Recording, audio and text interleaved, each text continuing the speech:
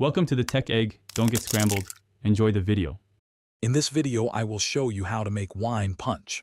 First, gather all your ingredients, including your favorite wine, fresh fruits, and a sweetener. Next, prepare your fruit by washing and slicing it into appealing pieces.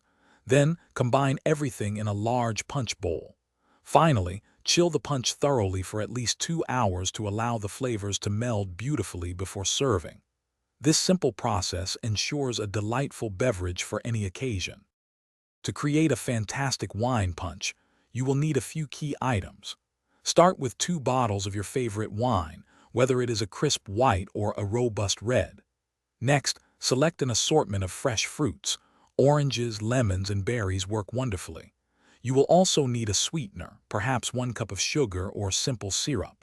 Finally, add 1 liter of a sparkling beverage like club soda or ginger ale for that delightful fizz. Now, let us walk through the simple preparation steps.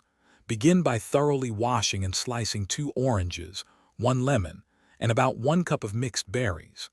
Next, carefully pour both bottles of your chosen wine into a large punch bowl. Stir in 1 cup of sugar or simple syrup until it is completely dissolved.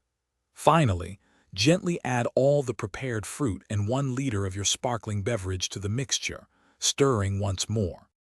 Once your wine punch is assembled, the most important step is chilling it for at least 2 hours.